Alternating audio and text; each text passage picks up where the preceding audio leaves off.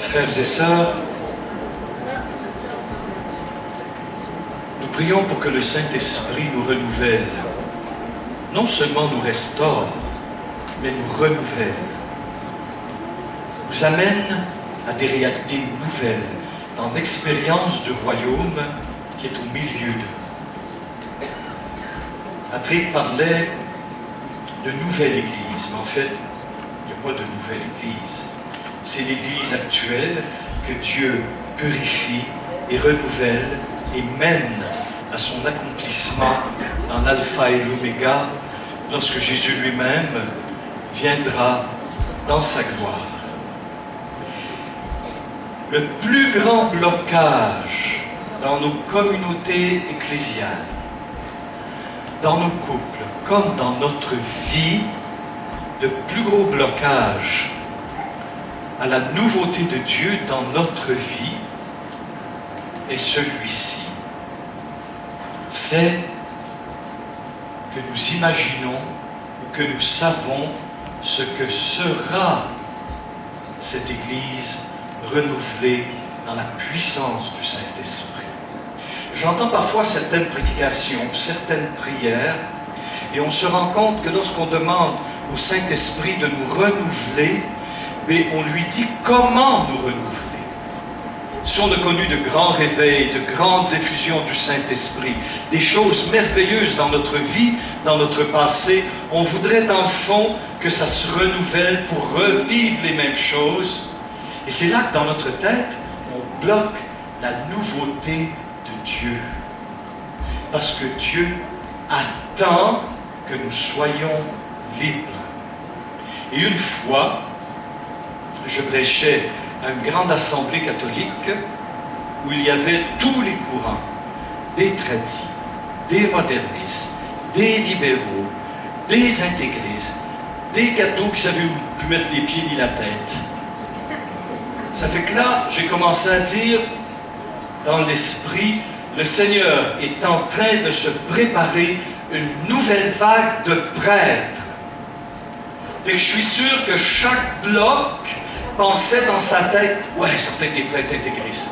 Ouais, ça va être des prêtres tradis. Ouais, ça va être des prêtres avec des codes romains. Ouais, ça va être des prêtres avec des soutanes. Chacun y allait de sa couleur quand j'ai dit que le Seigneur préparait des prêtres d'un genre nouveau qui seraient adaptés au temps nouveau. Mais tout le monde y allait de sa couleur. C'est peut-être comme ça dans les églises protestantes. Oui, on veut des pasteurs de telle façon, de telle façon, de telle façon et de telle façon. Mais quand on dit nouveauté, logiquement, c'est nouveau. Et quand c'est nouveau, on ignore ce que ça va être.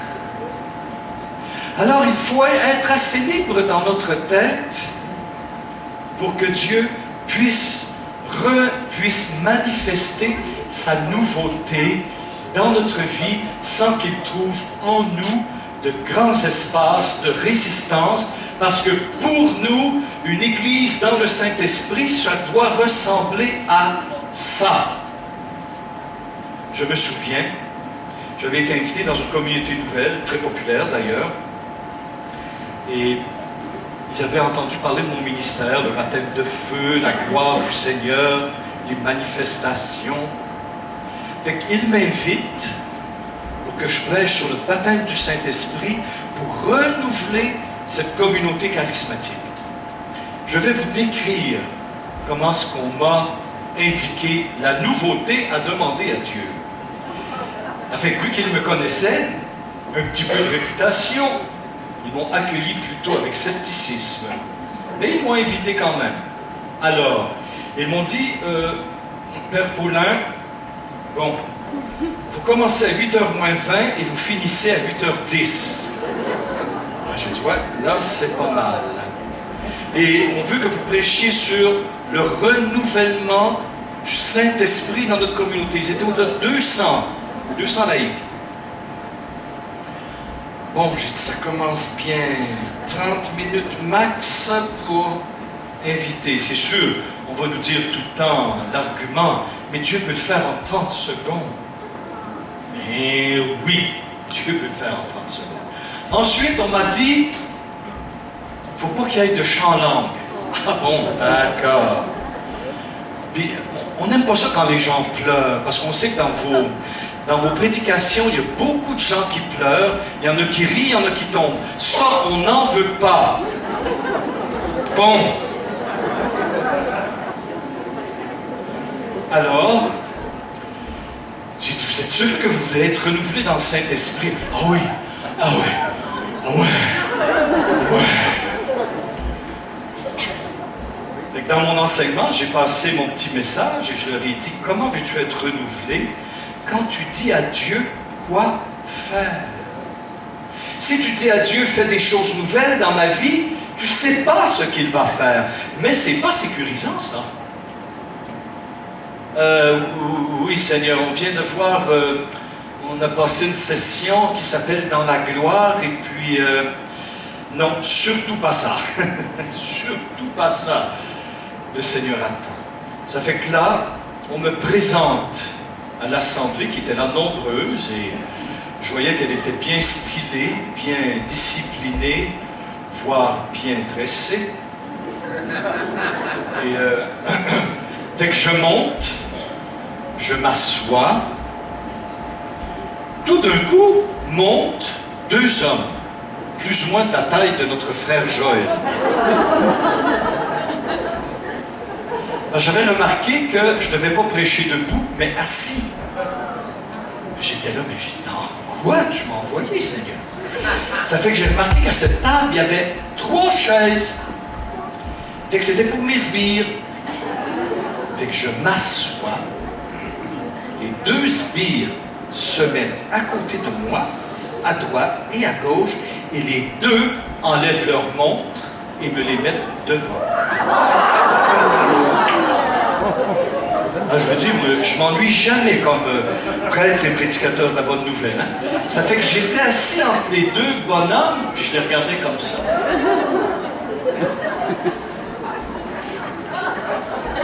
Là, je leur ai dit, ils ne sont pas à la même heure.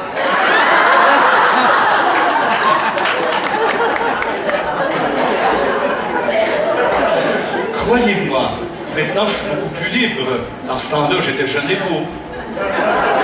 Et j'étais pas rassuré.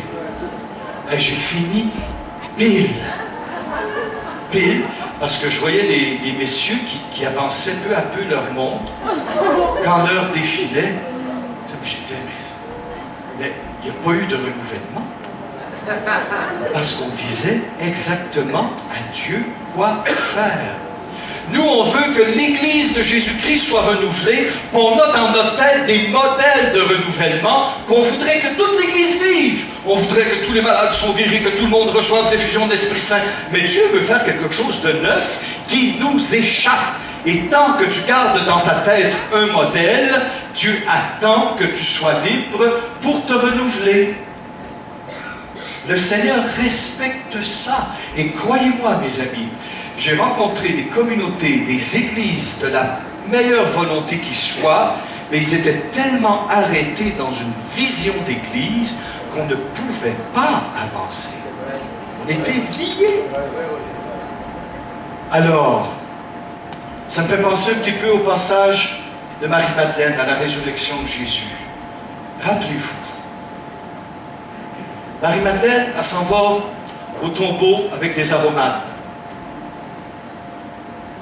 Oups, le tombeau est vide. Jésus se révèle près d'elle, devant elle, et là, elle le regarde par croix, elle croit que c'est le jardinier. Mais écoute, si tu l'as changé de place, dis-le-moi, et je vais aller faire tout ce qu'il faut faire pour son embaumement. Pardon? Son ensevelissement. Mais elle avait devant elle Jésus. Elle avait devant elle Jésus. Mais pourquoi elle ne l'a pas reconnu tout de suite? Il y a beaucoup d'explications bonnes qui ont été données, mais c'est peut-être pas les seules. Pilote de chasse, mon rêve.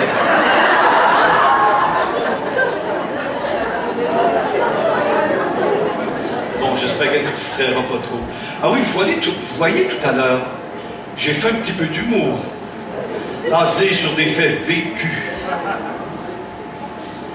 Et ça a touché un homme, ça lui a fait plaisir, parce que mon frère qui est là, viens. Mon frère est pilote de chasse. Et il a été instruit au Canada. Et oui, c'était le meilleur. Dans les années 50. Je volais pas haut à ce moment-là, hein? Merci, frère. Tu vois comment Dieu agit. Alors, Marie-Madeleine, elle était là, puis elle disait, mais dis-moi, où tu l'as mis? Mais pourquoi ne l'a-t-elle pas reconnu? Bon, Jésus a changé de forme pour ne pas se faire reconnaître tout de suite, etc. Ça, c'est les disciples d'Emmaüs. Mais elle,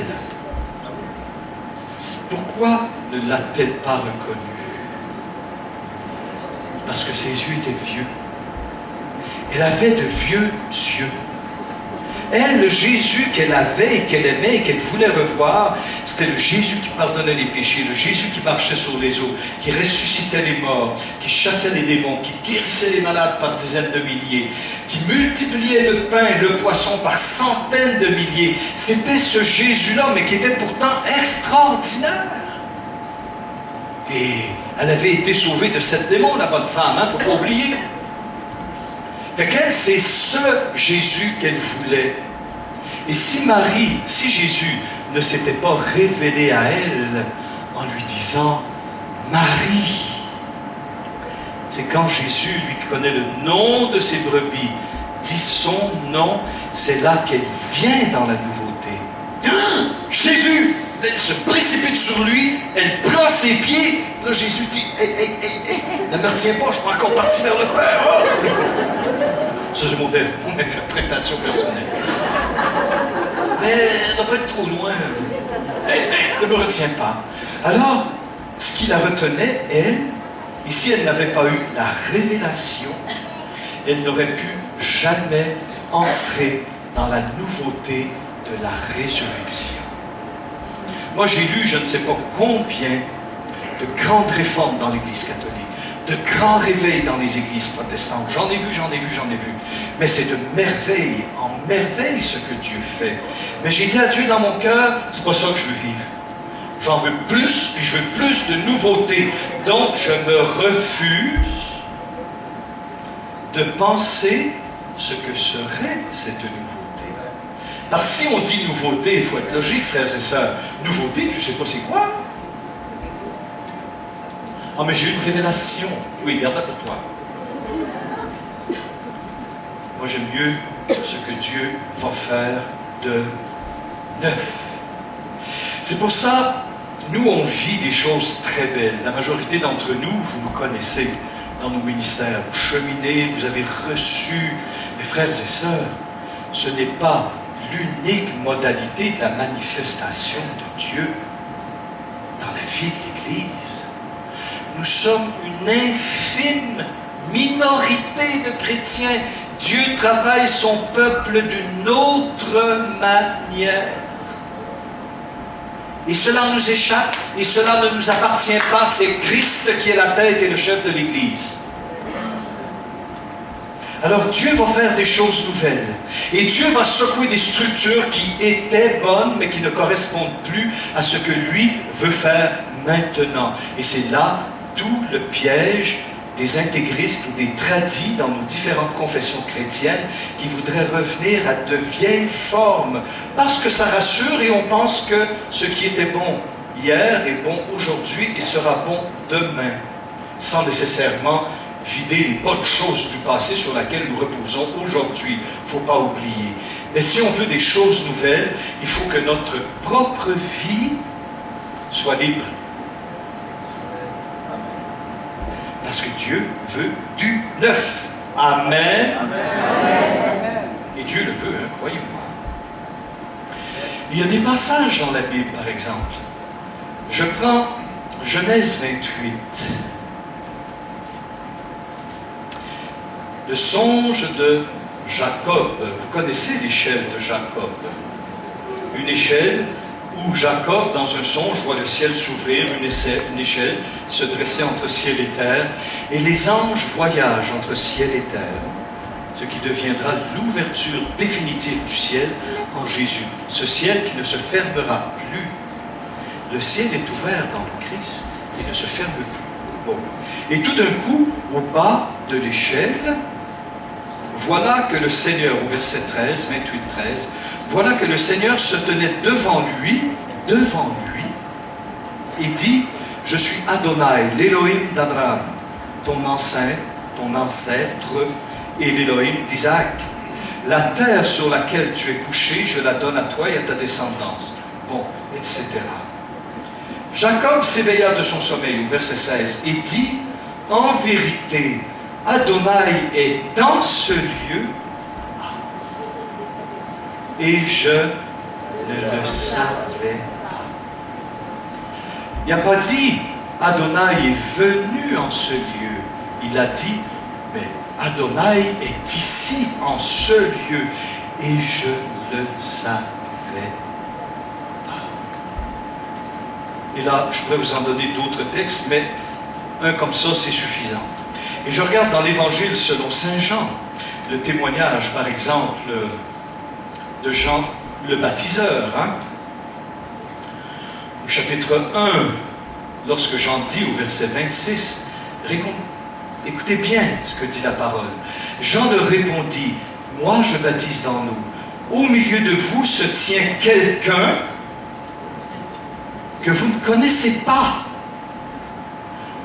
Il ne dit pas, va venir quelqu'un, il dit, il y a quelqu'un au milieu de vous que vous ne connaissez pas.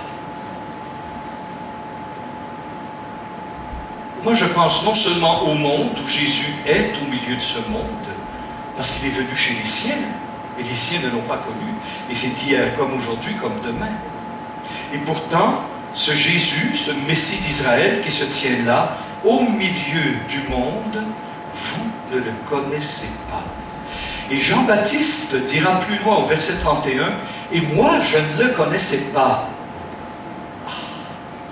Lui-même. Et pourtant, Jean-Baptiste était le parent de Jésus, hein? C'est la même famille.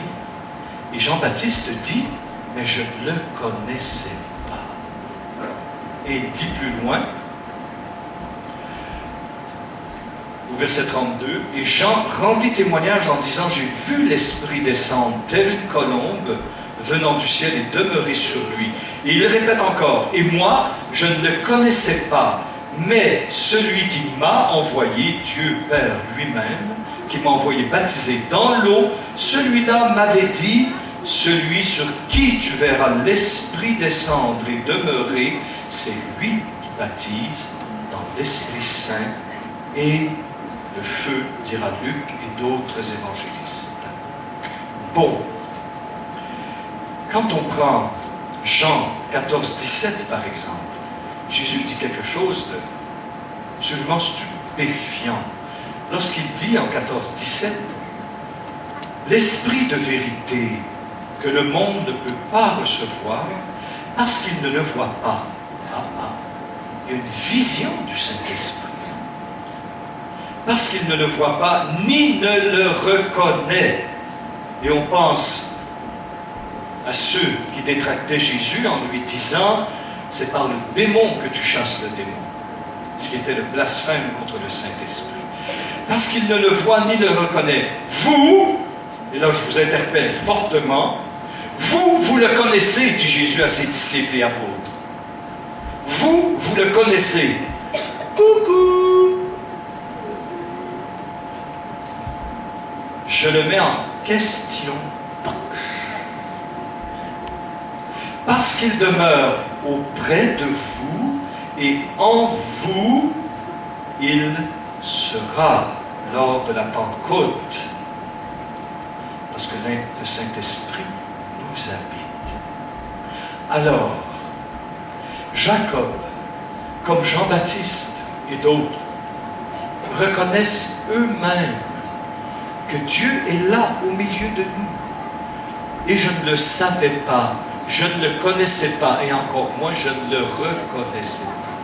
L'Esprit Saint est au milieu de ce monde, mais ce monde ne peut pas le voir et ne le connaît pas. Mais vous, vous le connaissez. Alors, le trait commun qui est de Jacob jusqu'à Jean-Baptiste et à tant d'autres, comme par rapport au Saint-Esprit, c'est que pour reconnaître la présence de Dieu, il a fallu une révélation surnaturelle. Il a fallu qu'Adonai Elohim se révèle à Jacob par ce fameux songe de l'échelle où Adonai vient devant lui,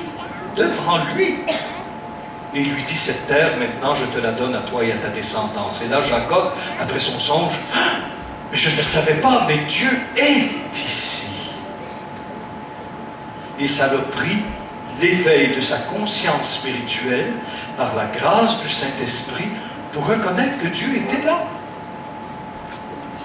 Et Jean-Baptiste aussi, c'est quand Dieu lui dit, tu le reconnaîtras, celui qui est l'anneau de Dieu, lorsque tu verras l'Esprit venir et demeurer. Ça, c'est très spécifique chez Jean. C'est que l'Esprit est à demeure en Jésus. Voilà pourquoi il peut le donner comme Fils de Dieu. Amen. Alors, nous désirons tous la nouveauté du Saint-Esprit. On écoute des témoignages, on écoute des témoins du Seigneur qui voyagent dans le monde et qui racontent ce que Dieu fait. Ça nous remplit d'espérance, on voudrait être comme ça, on voudrait suivre les pas. Moi je dis non, tu fais ce que Dieu dit dans ton cœur, qui sera confirmé par l'Église bien sûr, par des anciens, des anciennes, des gens que l'Esprit Saint a formés au discernement spirituel. Et il faut toujours s'en référer les uns aux autres. Et j'ai beaucoup aimé ce que tu as dit, Werner, quand on t'a invité en Inde ou au Pakistan. Tu as dit, je vais consulter mon conseil d'église. Il aurait pu se dire, moi, Werner, grand prédicateur devant l'Éternel, je prends la décision. Non, vous avez consulté. Vous en avez parlé. Et c'est ce que nous faisons, je crois, lorsque nous travaillons en Église. Alors, pour entrer dans la nouveauté de Dieu, Dieu qui fait toutes choses nouvelles, non seulement en restaurant, mais moi je dis, ça c'est mes petites habitudes d'orateur, c'est comme un livre, il est revu, corrigé et augmenté. Alors quand Dieu revoit ma vie personnelle, revoit la vie d'un couple, d'une famille, d'une église, d'une paroisse, d'une assemblée de prière, c'est une assemblée de prière comme un livre de vie qui est revu, qui est corrigé et augmenté. Alors voilà pourquoi dans cette vie d'esprit, dans ces œuvres de gloire que Dieu manifeste aujourd'hui, et nous n'avons pas fini d'en voir, la condition sine qua non d'entrer dans la nouveauté de Dieu, c'est nous-mêmes d'abandonner tout ce que nous croyons être, ou tout ce que nous croyons ce que Dieu devrait faire pour renouveler ses églises. Coucou! Parce qu'on dit à Dieu quoi faire. On dit à Dieu quoi faire. Remarquez, frères et sœurs, on est comme Jacques et Jean. Là, tu as la mère qui veut le meilleur pour ses fils et qui arrive... écoutez bien ce qu'elle dit dans l'Évangile. Seigneur, nous voudrions que tu fasses ce que nous allons te demander. Ce n'est pas de prière, ça c'est un impératif. Autrement dit, tu fais ce qu'on va te dire. Il ne pense même pas à la gloire de Jésus. Il ne pense même pas à l'intimité du Seigneur qui vient de confier son angoisse. Le Fils de l'homme va être livré. Jésus a ouvert son cœur souffrant à ses disciples, à ses intimes, mais de mon Jacques et Jean, eux qui ne pensent qu'à leur gloire, qu'à leur Église, qui ne pensent qu'à leur groupe de prière, leur assemblée. Ils disent, Seigneur, nous aimerions être à ta gauche ou à ta droite. Et pour avoir une position de puissance, il faut éliminer ce qui est autour de toi. Jésus dira plus loin, les chefs des peuples commandent par la puissance, les armées, la violence, la domination. Il ne faut pas qu'il en soit ainsi parmi vous. Alors Jacques et Jean, ils ne s'intéressaient pas à la gloire du Maître, ils s'intéressaient à leur propre gloriole. Ils s'intéressaient justement à être vus à côté du Maître. Mais remarquez que psychologiquement et spirituellement, ils se... Bon, je vais utiliser un petit mot moins direct, là, mais pour eux, qu'on s'occupe du Seigneur, c'était plus ou moins important pourvu que eux soient vus. Et c'est ce qui fait qu'à un moment donné, qu'est-ce qui fait que dans une foule où Jésus est pressé comme dans un banc de sardines, il y a de la misère à avancer, hein? Tellement on le serre dans les foules, il est entouré de toutes parts. Comment ça se fait que Jésus reconnaît la femme qui lui touche pour être guérie? Et ce sera la réaction des disciples. Hein? Hey, Jésus, vraiment, tu es en train de perdre la tête. Hein? On va aller prendre un repos, d'accord? Qui m'a touché? Alors, tu en as des dizaines de milliers à côté de toi. Tout le monde veut te toucher. Tout le monde t'en sert. Non. Le toucher de cette femme était particulier. Il était humble, premièrement, rempli du désir d'être guéri par Jésus. Son toucher n'était pas comme ceux et celles qui voulaient être, bien sûr, en présence de Jésus, mais être vus en sa présence aussi. Jésus reconnaît ce toucher qui est un toucher d'humilité, de pauvreté et de confiance dans l'amour. Voilà pourquoi Jésus dit « Qui m'a touché ?» C'est magnifique. Alors, dans cette ligne, Jésus dira aussi, il en a dit, hein, mais il cherche à nous donner la véritable vision. C'est là toute la signification de la guérison de l'aveugle-né en Saint-Jean. Hein. Mais il dit, le royaume de Dieu est au milieu de vous. Oui, j'imagine les disciples et tous ses auditeurs. Le royaume de Dieu est au... Pourquoi ne le voyaient-ils pas, le royaume de Dieu? C'est parce qu'ils avaient une vision arrêtée de ce que devrait être le royaume de Dieu. Bon, libération des Romains, etc.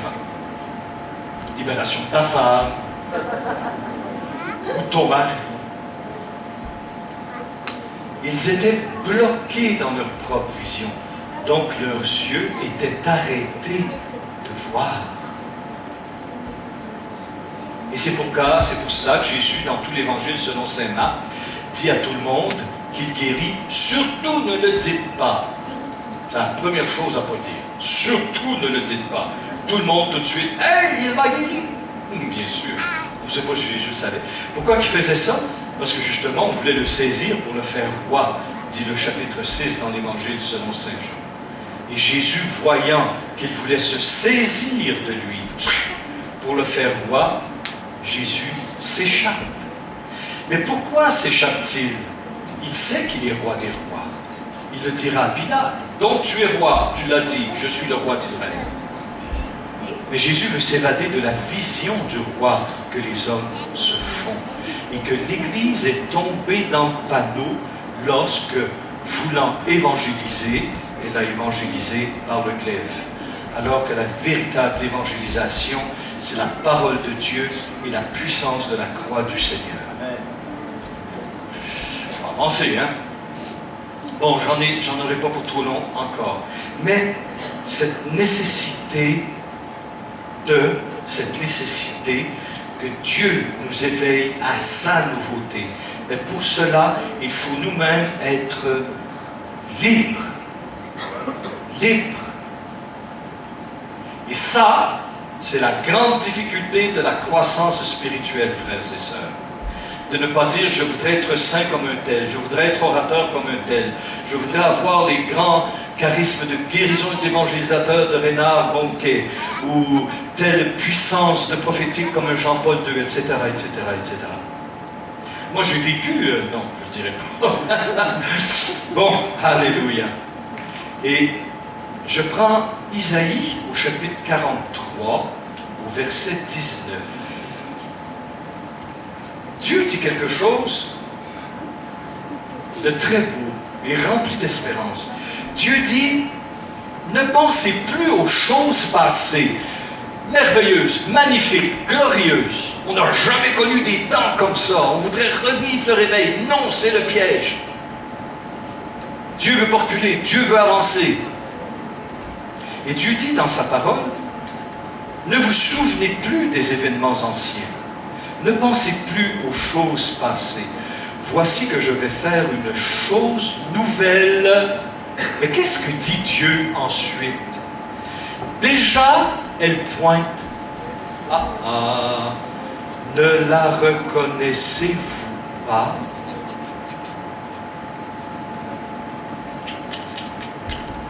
Dieu dit, mais je fais une chose nouvelle. Déjà, elle pointe. Ne la reconnaissez-vous pas?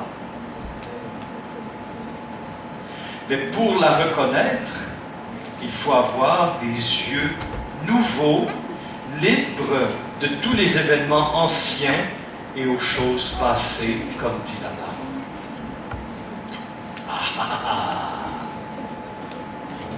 Oui, je vais mettre dans le désert un chemin, et dans la steppe des fleuves. Les bêtes sauvages m'honoreront, les chacals et les autruches, car j'ai mis dans le désert de l'eau et des fleuves dans la steppe pour abreuver mon peuple, mon élu. Le peuple que je me suis formé publiera mes louanges. Amen. Ne le voyez-vous pas? Elle pointe.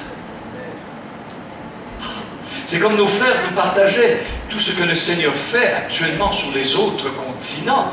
Mais je sais qu'à un moment donné, en Corée du Sud, une année à part, juste chez nous, catholiques, juste chez nous, dans un coup, il y a eu 10 000 baptêmes d'adultes. 10 000. Fait que j'ai su ensuite qu'avec les églises pentecôtistes évangéliques, il y en a eu autant en même temps ailleurs. Donc, on est en plein renouvellement. Mais il faut élargir nos horizons.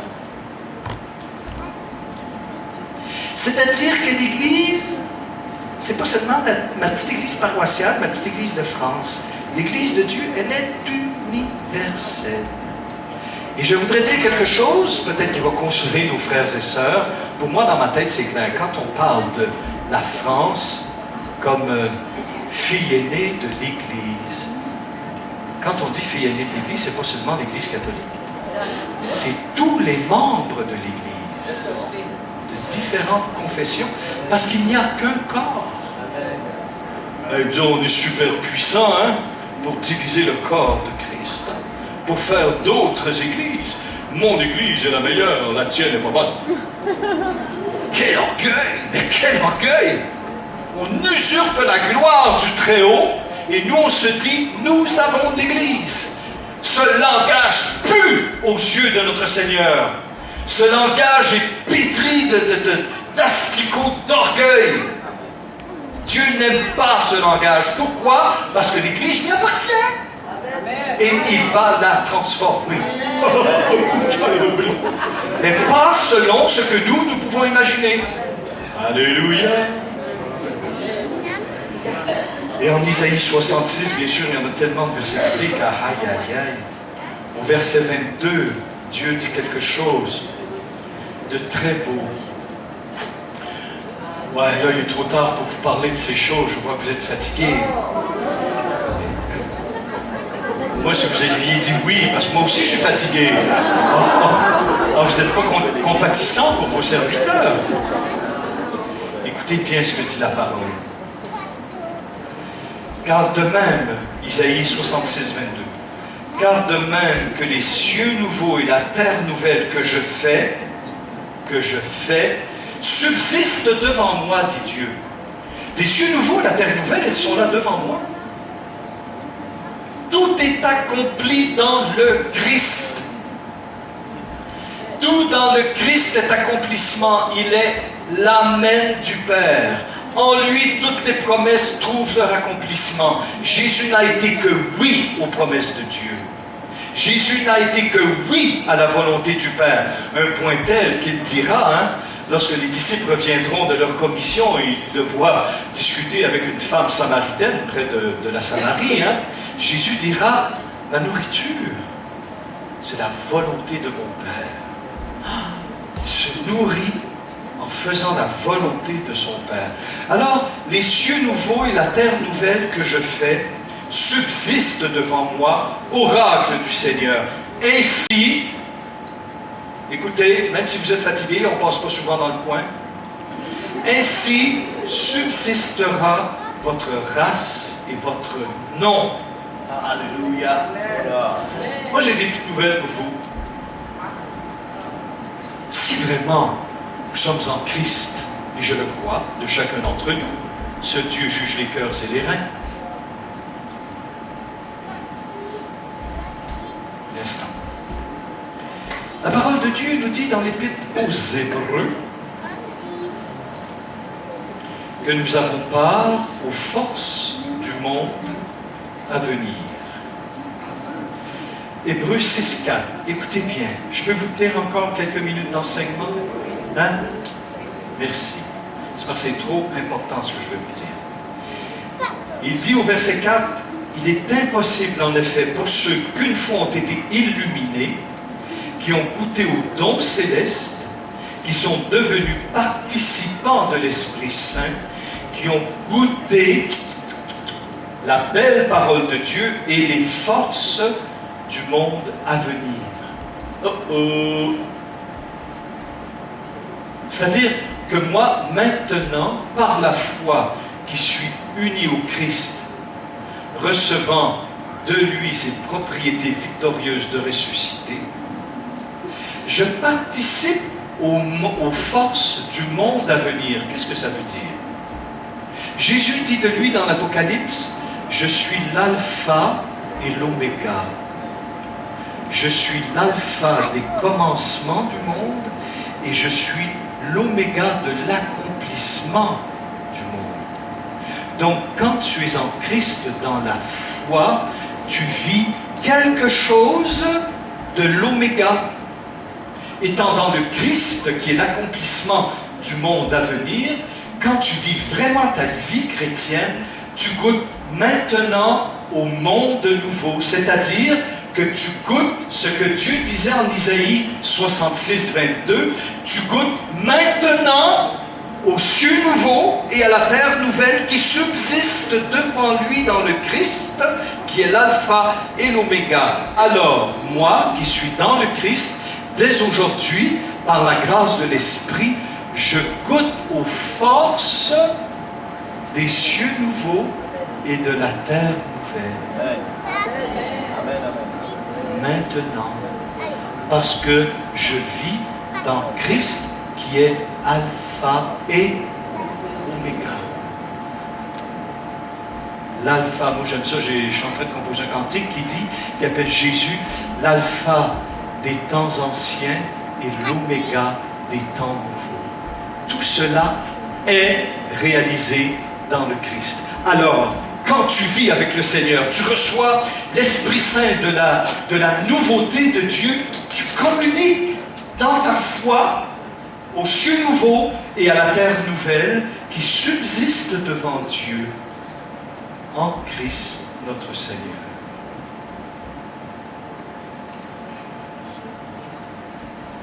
Peux-tu imaginer, en étant héritier et co-héritier dans le Christ, ce privilège que Dieu fait? Moi, il y a quelque chose que je me force de plus en plus à sortir de mon discours, de mon langage, c'est « j'ai de la chance ». Je dis maintenant « j'ai la grâce ». Alors, même les frères et les sœurs qui vivent avec moi, des fois, on se dit entre nous, non, non, non, non, c'est pas de la chance, c'est de la grâce. J'ai eu de la chance. Ah bon. Alors, pour que Jacob entre dans la nouveauté de la présence de Dieu, pour que Jean-Baptiste reconnaisse Jésus, pour que les disciples reconnaissent l'Esprit Saint dans leur vie qui est autour d'eux et qui viendra en eux par la Pentecôte et qui est en nous maintenant, pour que nous communions aux forces du monde à venir, nécessairement la présence du Saint-Esprit qui seul peut te révéler. Et lorsque, écoute bien, lorsque le Saint-Esprit révèle, il te transforme intérieurement en ce qu'il te révèle. Lorsque Jésus dit à Marie, Marie,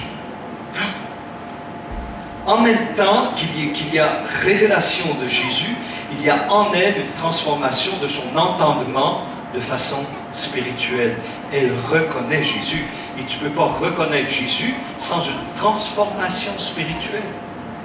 Et dans notre vie de chrétien, même dans nos vies d'assemblée ou d'église, dans nos vies d'église, ce qui fait qu'à un moment donné, on ne reconnaît plus Jésus agissant, c'est parce que nos yeux sont vieux. Nos yeux sont vieux. Et là, il faut la mettre profondément. Il ne s'agit pas de dire c'est un feu de paille, c'est de l'émotivité, je me suis fait avoir durant des années, non, Dieu n'existe pas. Et là, on remet tout en question parce qu'on est dans une période, une transition où Dieu nécessairement a besoin de temps pour transformer ton regard.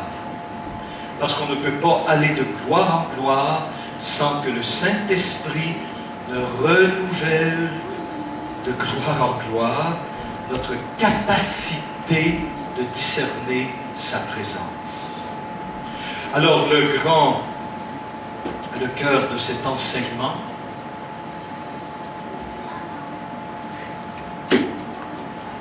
liberté.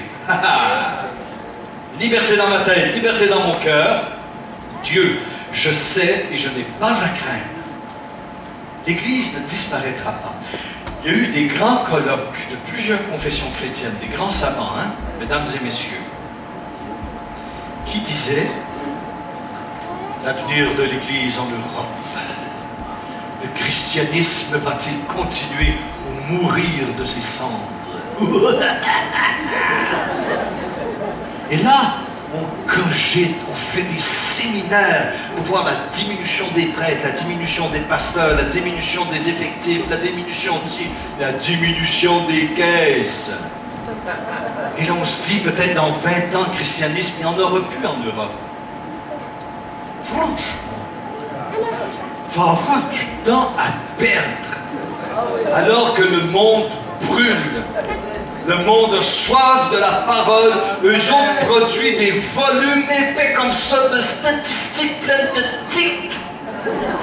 Puis là, ils veulent savoir si le christianisme va s'éteindre. Ça va pas, non?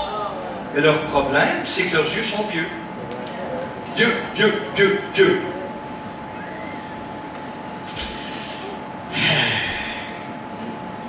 Alors on peut être comme Marie. Où l'as-tu mis?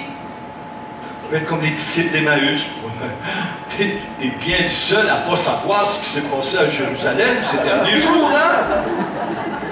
Ça, c'est plein d'humour, ce texte, hein? Jésus, à un moment donné, il y a deux hommes qui s'en vont sur la route d'Emmaüs, et Jésus vient. Il est là, présent, comme il est au milieu de nous maintenant, et toujours. Et là, Jésus fait tout pour cacher ses trous, ses plaies. Il met son capuchon jusque-là, cache ses plaies, cache ses poignettes. Il est obligé de marcher comme ça pour que sa mûre cache ses pieds. Et là, il dit aux disciples, de quoi causiez-vous en route? Avec les deux disciples, hein? Mais de quelle planète tu débarques? D'où viens-tu? Tu sais pas ce qui s'est passé à Jérusalem? Non. Que s'est-il passé? Jésus de Nazareth, puissant prophète, en parole, en action, les chefs l'ont tué, l'ont éliminé.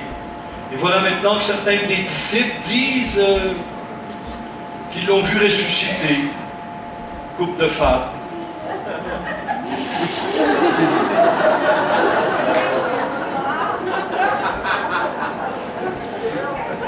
C'est pas écrit dans le texte, hein? Certains disent qu'ils l'ont vu ressusciter. Il faisait noir, hein? Ils arrivent vis-à-vis une auberge, bien sûr, hein? Et lui fit semblant de continuer. Il savait bien, il fit semblant de continuer.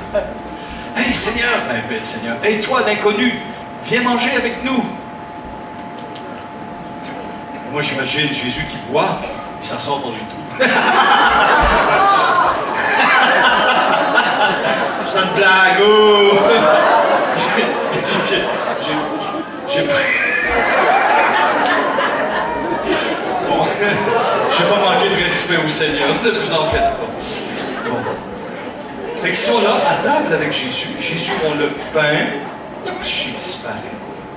Et rompant le pain, c'est là qu'ils le reconnaissent. Oh! Notre cœur n'était pas-il tout brûlant lorsqu'il nous expliquait la parole? Et ils l'ont reconnu à la fraction du pain. Leurs yeux se sont ouverts. Révélation. Jésus n'était plus là, mais il avait laissé et la parole et le pain de vie. Tout était là. Tout! Alors, frères et sœurs, on a besoin d'être renouvelés, nouvelés. Bon, j'enlève le re devant. On a besoin d'une mise à jour. Oui, ça m'énerve. Chaque fois que je fais mon ordinateur, chaque jour, ne fermez pas votre ordinateur, il s'éteindra tout seul. Il y a des mises à jour à faire. Il y a des mises à jour à chaque jour. Ça vous fait-tu ça, vous autres? Des mises à jour à chaque jour. Il y a quelque chose qui ne va pas. Eh bien, ça me fait penser à l'être humain, au chrétien. Il a besoin de mise à jour chaque jour. Ne fermez pas votre ordinateur, il s'éteindra tout seul.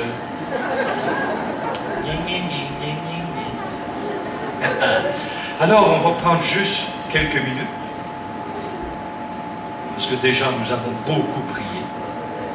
On va demander au Seigneur, on va chanter un cantique à l'esprit, le mien, là.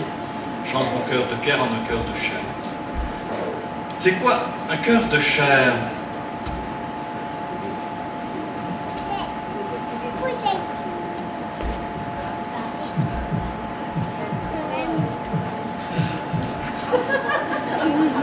Je faisais ça au Québec dans les années 70. C'est pas à Paris, tout est possible que j'ai vu ça. Ou je faisais ça chez nous avant. Un cœur de chair, c'est un cœur qui est vulnérable. Pas aux blessures, aux frissons du Saint-Esprit. On raconte dans le Talmud justement que dans la chambre de David, ben écoutez vous autres, hey! On écoute les orateurs. Hein? Vous étudiez pas dans l'église? On disait qu'à la tête du lit de David, il y avait sa harpe. Et vers minuit, le vent de l'esprit faisait vibrer les corps. Alors, David se levait et chantait des cantiques d'adoration. Et quand le peuple autour entendait les cantiques et la harpe de David, tout le monde se levait pour louer et adorer Dieu. Mais c'était le frisson de l'esprit. C'est pas toujours des vents qui viennent ébranler les murs, hein, comme dans les Actes des Apôtres. Hein. C'est souvent un frisson, un souffle doux. Et le cœur de chair, rendu cœur de chair, justement, il a cette qualité, cette capacité d'avoir une antenne particulière pour goûter au souffle de l'esprit qui passe. C'est ça un cœur de chair. Aussi, c'est pas uniquement ça, c'est aussi ça. C'est-à-dire cette espèce de sensibilité spirituelle qui fait que tout de suite, il reconnaît le souffle saint de Roi Elohim